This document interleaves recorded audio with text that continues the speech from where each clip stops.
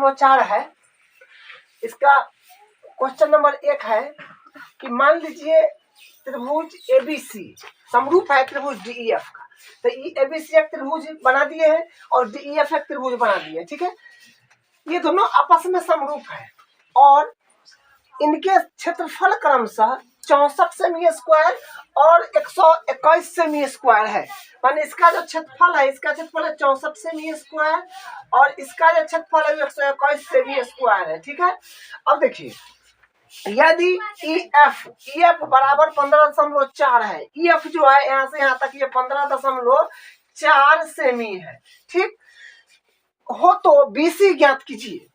यानी आपको BC का मान ज्ञात करना है। इसका मान ये BC है, ये ज्ञात करना है आपको, ठीक है। तो देखिए, हम लास्ट क्लास में इसका उदाहरण और जो प्रमेय था, ठीक है, वो हम कर लिए थे। प्रमेय क्या था कि दो समरूप त्रिभुज का क्षेत्रफल उनके संगत भुजाओं के अनुपात के वर्ग के बराबर होता है। तो ये प्रमेय जो है काफी इंपोर्टेंट है एग्जाम के दृष्टि से भी, और ये पूरे प्रश्नावली में ये प्रमेय यूज आएगा, ठीक है। ये पूरे प्रश्नावली के क्वेश्चन में ये प्रमेय यूज आएगा, ठीक है। तो हम शुरू करते हैं। ये दोनों त्रिभुज समरूप दिया है, तो समरूप दिया है तो समरूप त्रिभुज का क्षेत्रफल क्या होता है? क्षेत्रफल का अनुपात उनके संगत भुजाओं के अनुपात के वर्ग के बराबर होता है। तो ये काम यहाँ पर हम करेंगे। तो लिखेंगे त्रिभुज ABC का क्षेत्रफल बट्टा त्रिभुज DEF का क्षेत्रफल बराबर उनके संगत भुजाओं के अनुपात के वर्ग के बराबर होता है। तो देखिए, तीनों भुजा का अनुपात तीनों भुजा के साथ लेना आवश्यक नहीं है, हमको जो जरूरी है वो ले लेते हैं, ठीक है। जैसे हमको इसका मान ज्ञात करना है तो हम ले लेंगे BC बट्टा EF, ठीक है, इसका स्क्वायर। देखिए, इन दोनों का क्षेत्रफल दे रखा है, अब ध्यान से देखिए, त्रिभुज ABC का क्षेत्रफल दे रखा है 64 सेमी स्क्वायर, इसलिए हम इसके अंदर लिख दिए हैं। यहाँ पर 64 हो जाएगा, 64 बट्टा और त्रिभुज DEF का क्षेत्रफल 121 दिया है, यहाँ पर 121 हो जाएगा, बराबर BC का मान ज्ञात करना है तो यदि टीच रहेगा और CF के मान दे रखा है 15.4, ठीक है। स्क्वायर है तो स्क्वायर दे दीजिए। अब देखिए, अब यहाँ से हम क्या करेंगे, स्क्वायर से इस तरफ रूट चढ़ जाएगा, तो रूट में हो जाएगा 64 बट्टा 121, ठीक है, बराबर BC बट्टा हो जाएगा 15.4। जब देखिए रूट में है तो इसका मतलब इसका वर्गमूल करना है, तो वर्गमूल जब हम करेंगे तो हो जाएगा 8 बट्टा 64 का वर्गमूल 8 और 121 का वर्गमूल 11, ठीक है, बराबर BC बट्टा 15.4। कैसे गुना कर देंगे तो जाएगा 11 BC, 11 में BC से करेंगे तो 11 BC, या 8 में गुना करेंगे 15.4 से, ठीक है। तो हम यहाँ से BC के अगर बराबर करेंगे तो जाएगा 8 गुने 15.4 बट्टा में हो जाएगा 11। आप दशमलव उड़ा करके नीचे एगो शून्य बैठा लीजिए, ठीक है। तो यहाँ से क्या हो जाएगा, BC बराबर आ जाएगा 11.2 सेमी, ठीक है। BC का मान यहाँ से आ जाएगा 11.2 सेमी, यही इसका आंसर हो जाएगा, ठीक है। इसको काट पीट लीजिएगा। अब इसका अगला क्वेश्चन देखिए, क्वेश्चन नंबर 2 है, एक समलंब ABCD जिसमें AB समांतर है BC। AB जो है, देखिए फिगर इसमें नहीं दे रखा था, बना दिए हैं। AB समांतर है BC का, यानी ये इसके समांतर है के विकर्ण परस्पर, माने इसका विकर्ण जो है ऊपर प्रतिच्छेद करता है, इसको विकर्ण भी खींच लिए है, वो ऊपर प्रतिच्छेद करता है। यदि AB बराबर है 2CD, AB जो होगा ये AB 2CD के बराबर होगा, तो इसका मतलब ये बड़ा होगा, ये छोटा होगा, ठीक है। तो त्रिभुज AOB, तो AOB ये वाला त्रिभुज और COD यानी ये वाला त्रिभुज, एक ये और एक ये, ठीक है। क्षेत्रफलों का अनुपात ज्ञात कीजिए, तो क्षेत्रफल का अनुपात ज्ञात करना है। तो देखिए, सबसे पहले ये और ये त्रिभुज को समरूप करना पड़ेगा, ये त्रिभुज और ये त्रिभुज, मान दोनों त्रिभुज को समरूप करना पड़ेगा। समरूप करेंगे तो समरूप त्रिभुज का क्या होता है, क्षेत्रफल का अनुपात उनके संगत भुजाओं के बराबर होता है। तो वही क्या, हम पहले त्रिभुज को समरूप करिए। समरूप कैसे करेंगे, तो देखिए ये और ये समांतर है, यहाँ से ये देखिए इस तरह से ना, देखिए यहाँ से एक अंतर कोण बन रहा है, फिर इस तरह से उल्टा एक अंतर कोण बन रहा है, ठीक है। तो यहाँ से हम क्या कहेंगे कि पहले त्रिभुज का नाम ले लेंगे, तो लेंगे त्रिभुज जो ई एकांतर कोण यहाँ ले रहे हैं तो बीच में आना चाहिए। तो कोण तो यहाँ से हो जाएगा ओ ए बी, कोण ओ ए बी, तो यहाँ से लिखेंगे कोण ओ ए बी बराबर हो जाएगा कोण डी सी ओ, तो जाएगा कोण डी सी ओ, ठीक है। ये लिखेंगे एकांतर कोण, एकांतर कोण बी ना ए ओ बी ना ए ओ डी लिया त्रिभुज लिया था। देखिए यहाँ पर त्रिभुज होगा ना एओबी होगा, ठीक है, और सीओडी होगा, तो यहाँ पर एओबी तो सीओडी में जाएंगे, तो ये कौन इसके बराबर होगा क्योंकि एकांतर कौन है, ठीक है। तो यहाँ से ये लिख दिए हैं कि कौन ओ ए बी बराबर हो जाएगा कौन डी सी ओ, जो कौन लेते हैं उसको बीच में डालते हैं, ठीक है, एकांतर कौन, फिर एकांतर कौन बन जाएगा। तो यहाँ से हो जाएगा कौन ओ बी ए, ये वाला कौन, ठीक है, उसके बाद हो जाएगा कौन सी डी ओ, तो हो जाएगा कौन सी डी ओ, ठीक है। तो यहाँ पर फिर वही बात हो जाएगा, एकांतर कौन हो जाएगा। तो यहाँ से क्या होगा एकांतर कौन, तो हम यहाँ लिखेंगे एंगल समरूपता कसौटी से, समरूपता कसौटी से हो जाएगा, कसौटी से ए ओ बी समरूप हो जाएगा त्रिभुज डी सी डी ओ, त्रिभुज सी ओ डी का, ठीक है, ये समरूप हो गया। तो एंगल समरूपता कसौटी से त्रिभुज ए ओ बी समरूप त्रिभुज सी ओ डी हो गया। अब यहाँ से क्या करेंगे, देखिए इसके ये त्रिभुज और ये त्रिभुज समरूप हो गया, तो हम पर में लगा देंगे।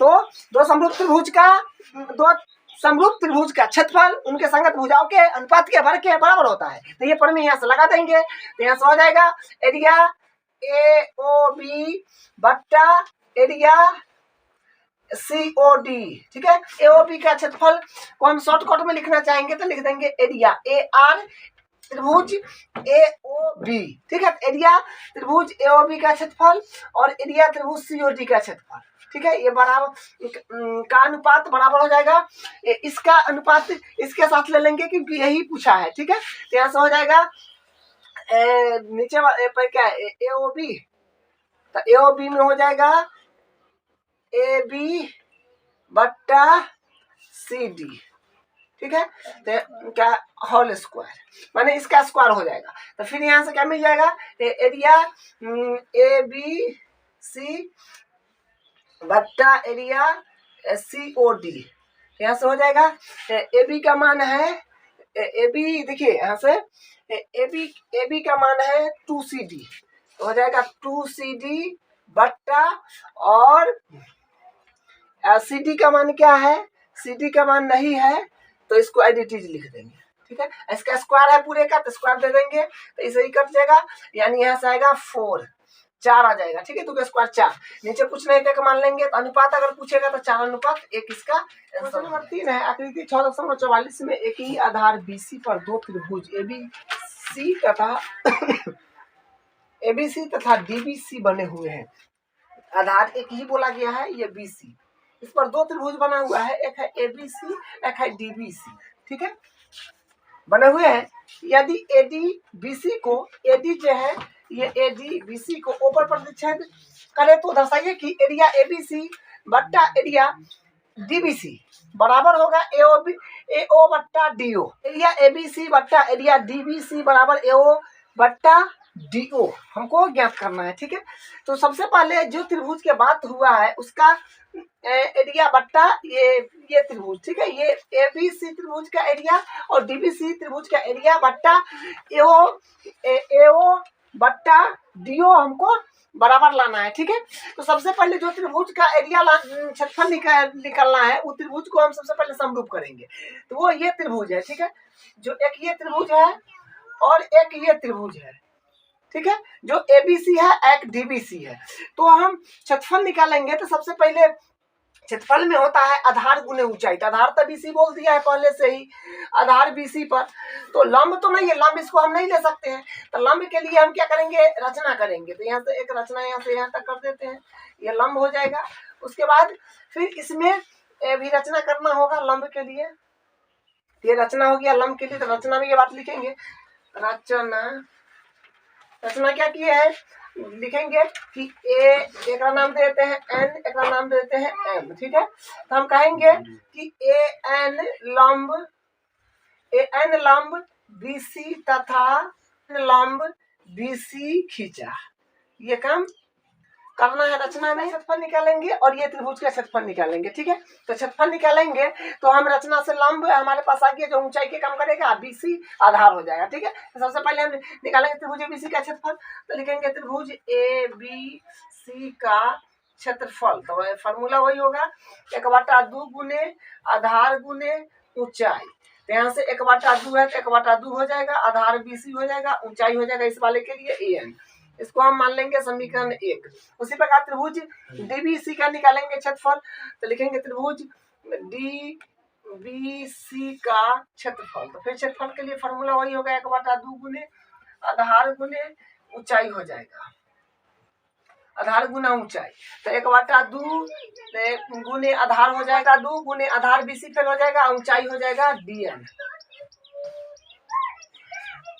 आधार हो जाएगा। तो इसको मान लेंगे समीकरण 2, ठीक है। तो यहाँ से इसका इधर लिख देंगे त्रिभुज डीबीसी का क्षेत्रफल,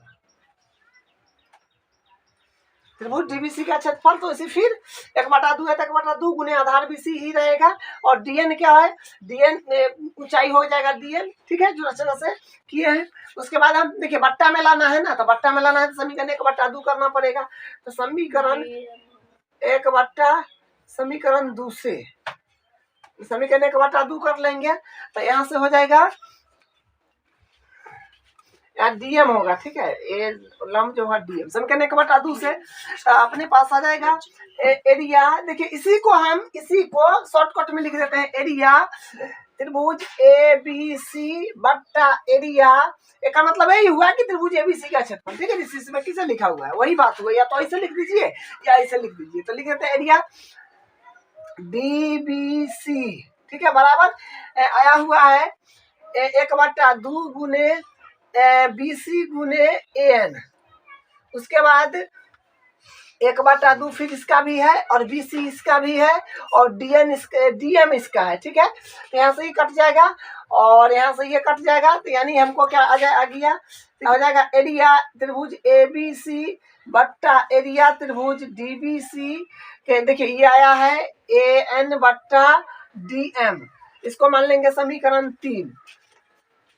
देखिए एरिया त्रिभुज एबीसी बट्टा एरिया त्रिभुज डीबीसी बराबर एन बट्टा डीएन आ गया, लेकिन लाना था एओ बट्टा डीओ लाना है, ठीक है।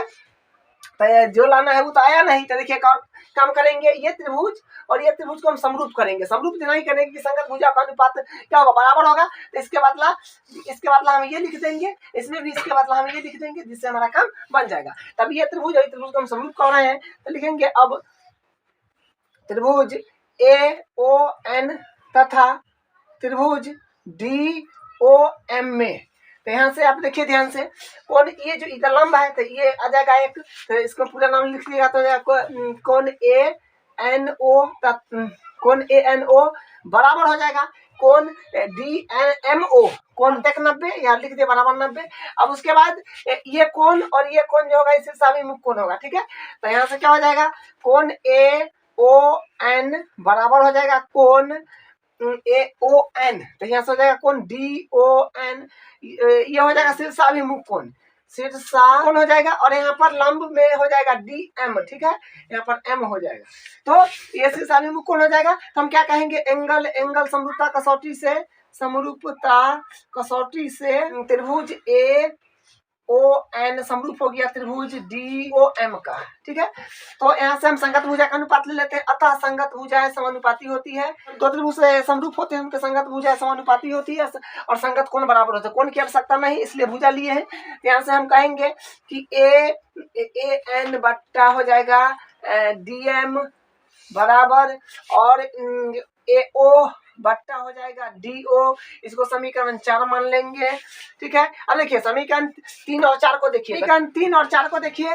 तो ए एन बट्टा डी एम जो है वो बराबर है इसमें एन बट्टा डी एम, ये बराबर है ए ओ बट्टा डी ओ के, ठीक है। तो समीकरण 4 से मान 3 में रख देते हैं। तो लिखेंगे समीकरण 4 से मान समीकरण 3 में रखने पर। तो यहाँ से हो जाएगा एरिया ए बी सी बट्टा हो जाएगा एरिया डी बी सी बराबर हो जाएगा AO बट्टा DO। यही प्रूफ करना था, यही इसका प्रूफ है। क्वेश्चन नंबर 4 है, यदि दो समरूप त्रिभुजों के क्षेत्रफल बराबर हो तो सिद्ध कीजिए कि वे त्रिभुज सर्वांगसम होते हैं। मतलब दो त्रिभुज आपको समरूप दे दिया है, ठीक है, और क्षेत्रफल भी बराबर दे दिया है, तो हमको सिद्ध करके बताना है कि वे त्रिभुज सर्वांगसम होंगे। तो मतलब समरूप जब दे दिया तो यहाँ हम क्या कह सकते हैं कि उसकी संगत भुजा और संगत कोण में, यानी संगत कोण बराबर होते हैं, संगत भुजा समानुपाती होती है, ठीक है। और दोनों त्रिभुज का क्षेत्रफल बराबर दे दिया है, तो हम पहला में वो भी बात में लिख दिए कि एरिया ABC बराबर है एरिया PQR का, ठीक है। और जैसा दिया है उससे लिखे हैं। अब हम बनाना शुरू करेंगे तो हमको करना क्या है, सर्वांगसम करना है। तो सर्वांगसम करने सर्वांगसम तो हम लोग 9th क्लास में पढ़े हैं। तो सर्वांगसम क्या होता है कि उसकी प्रत्येक संगत कोण बराबर होते हैं और संगत भुजा बराबर होती है। तो समरूप त्रिभुज से संगत कोण आ जाएगा बराबर। तो इसका मतलब क्या है कि भुजा बराबर करना बच गया है, बात ना है। यहाँ से हम बनाना शुरू करते हैं। ये त्रिभुज है, ये त्रिभुज क्या है, समरूप है। तो समरूप त्रिभुज जब होता है, जब दो त्रिभुज समरूप होता है तो उसका क्षेत्रफल का अनुपात उनके संगत भुजाओं के अनुपात के वर्ग के बराबर होता है। तो ये बात हम यहाँ से लिखेंगे तो होगा एरिया ABC बट्टा हो जाएगा एरिया PQR बराबर हो जाएगा AB बट्टा PQ का स्क्वायर बराबर BC बट्टा QR का स्क्वायर बराबर हो जाएगा AC बट्टा PR का स्क्वायर के बराबर हो जाएगा। अब यहाँ से देखिए बराबर हो जाएगा। अब यहाँ से क्या है कि देखिए एरिया ABC बट्टा, देखिए एरिया ABC बराबर है एरिया PQR का। तो हम ABC के मतलब PQR के मतलब ही हम ABC लिख लेते हैं। तो जगह एरिया ABC, ठीक है, यहाँ से, ठीक है, वो तो बराबर दे रखा है। तो बराबर अब जो है सो एडिटीज AB बट्टा हो जाएगा PQ का स्क्वायर बराबर BC बट्टा हो जाएगा QR का स्क्वायर बट्टा QR का स्क्वायर बराबर AC बट्टा हो जाएगा PR का स्क्वायर, ठीक है। इसे ही कट जाएगा तो यहाँ से एक आ जाएगा। तो यहाँ से मिलेगा AB बट्टा PQ का स्क्वायर बराबर BC बट्टा QR का स्क्वायर बराबर AC बट्टा PR का स्क्वायर, ठीक है। यहाँ से आएगा, इसको भी 1 के बराबर करेंगे, इसको भी 1 के बराबर करेंगे, इसको भी 1 के बराबर करेंगे। तो देखिए क्या होगा, तो यहाँ से होगा 1 बराबर होगा AB बट्टा हो जाएगा PQ का, AB बट्टा PQ का स्क्वायर। तो स्क्वायर से रूट चलेगा तो क्या कोई फर्क नहीं पड़ता है। तो AB बट्टा PQ इसी तरह कहीं गुना करेंगे तो आ जाएगा AB बट्टा PQ। उसके बाद फिर यहाँ देखिए, फिर इसको 1 के बराबर करेंगे तो 1 बट्टा हो जाएगा BC बट्टा QR। तो इसका स्क्वायर है तो स्क्वायर से रूट चलेगा तो 1 हो जाएगा। तो BC बट्टा QR कहीं गुना करेंगे तो हो जाएगा BC बट्टा QR। फिर उसी प्रकार इसको इतने इसके बराबर, अब इसको भी 1 के बराबर करेंगे तो आ जाएगा 1 बराबर हो जाएगा AC बट्टा हो जाएगा PR का स्क्वायर। स्क्वायर से रूट चढ़ाएंगे तो 1 का वर्गमूल क्या होता है, तो AC बट्टा हो जाएगा PR। तो यहाँ से आ जाएगा AC बराबर हो जाएगा PR, ठीक है। तो हम सभी भुजा बराबर कर दिए हैं और संगत कोण बराबर ये था। तो क्या कहेंगे, साइड से त्रिभुज ABC सर्वांगसम हो गया त्रिभुज PQR का। तो ये बात हम यहाँ साइड सर्वांगसमता कसौटी से त्रिभुज ABC सर्वांगसम हो गया त्रिभुज PQ।